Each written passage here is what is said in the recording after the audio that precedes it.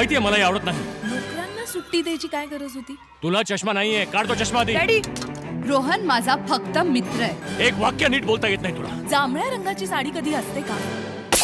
मी या चित्रपटात जो काही रोल करतोय तो माझ्या वयापेक्षा खूप मोठा जरी करत असलो आणि मोठी मुलं दाखवण्याचा प्रयत्न केला असला तरी तो एक्सेप्टेबल झाला पाहिजे आणि ऑडियन्सला असं बघितल्यानंतर वाटलं पाहिजे की येस, अजिंक्य या मुलांचा बाप आहे चित्रपटात का होईना. तेव्हा मला वाटतं त्यासाठी मी ह्याच्यातला लुक जर तू पाहिलास तो बदललेला आहे. एक तर त्यात I am holding wearing a moustache आणि केसाची स्टाईल वगैरे, आणि तो खूप छान झालेला आहे. तो लुक मला वाटतं खूप अप्रिशिएट झाला आणि या कॅरेक्टरला खूप तो अपिलिंग झाला. एक खूप अशा विचित्र माणसाची कॅरेक्टर आहे ही, आणि एक माणूस जो आपल्या स्वतःच्या कुटुंबातल्या सदस्यांना, आपल्या आईला, आपल्या बायकोला, आपल्या मुलांना वेळ देतो भेटण्याची, तो त्या वेळेला येऊन त्याच वेळेला त्यांनी भेटावं अशी अपेक्षा असते आणि त्यांच्या घड्याळाचे अलार्म लावलेले असतात प्रत्येकाचं की जर मिस झाली तर हा पुन्हा भेटणार नाही. अशा पद्धतीचा माणूस जर एखाद्या कुटुंबाचा प्रमुख असेल तर त्या कुटुंबाची काय हालत असेल ही एक विचार करण्यासारखी गोष्ट आहे. मला वाटतं प्रत्येक ऑडियन्स या चित्रपटाद्वारे जेव्हा येईल थिएटरमध्ये तेव्हा ते कुठे ना कुठेतरी या सगळ्या गोष्टी आपल्या घरात कुठेतरी, कारण अशी लोकं असतात आणि असे विचित्र लोकं प्रत्येकाच्या घरात असतात. त्या एका विचित्र माणसाचा रोल मी या चित्रपटात केलेला आहे, पण तो खूप प्रेमळ आहे. खूप त्याच्या आयुष्यात जे काही तो दुसऱ्यांसाठी करतो आहे त्याची मागचं कारण खूप चांगलं आहे, परंतु करण्याची पद्धत वेगळी आहे आणि पद्धत चुकीची आहे, किंवा रादर पद्धत त्याच्या प्रमाणे बरोबर आहे पण समोरच्याला त्याचा त्रास होतो.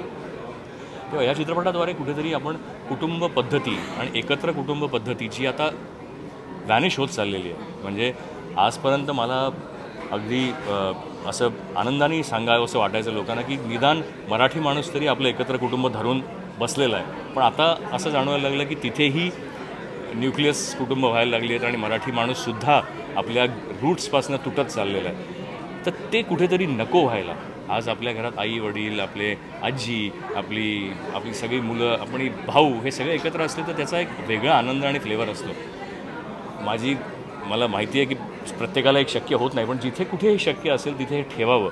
त्या दृष्टीने मला वाटतं सागर बेल्लारी आणि रोहित जोशीने हा चित्रपट, जसं रोहितने आत्ता सांगितलं की एक कुटुंबामध्ये कुठेतरी काही गोष्टी कमी माझ्या म्हणजे त्याच्या राहून गेल्या आणि त्या दाखवण्याचा प्रयत्न त्यांनी या चित्रपटाद्वारे केलेला आहे. तेव्हा एक खूप छान प्रयत्न आहे, खूप छान चित्रपट आहे. माझ्या वाटेला आलेला रोल मी असं म्हणेन की गेल्या कैक वर्षातला एक खूप चांगला रोल मला आलेला आहे आणि मी जे काही केलं आहे त्याच्यात.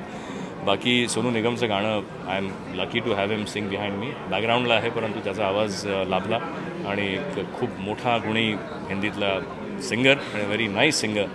तेव्हा मला वाटतं एकूणच सगळी भट्टी खूप छान जमून आलेली आहे. शिल्पा आणि सगळेच, किरण आणि सुनील, एक खूप छान कलाकारांचा संच, एक खूप छान निर्माता आणि एक खूप छान दिग्दर्शक ज्याला ही स्टोरी मनापासून आपली वाटते आणि ज्यांनी स्वतःला या पूर्ण चित्रपटात पूर्ण झोकून दिलं होतं. तर एक या सगळ्या भट्टीतून एक चांगला चित्रपट निघाला अशी माझी खात्री आहे आणि मला खात्री आहे की ऑडियन्सला ह्याच्यातून बाहेर जाताना एक खूप छान स्माईल आपल्या चेहऱ्यावर घेऊन जातील सगळेजण.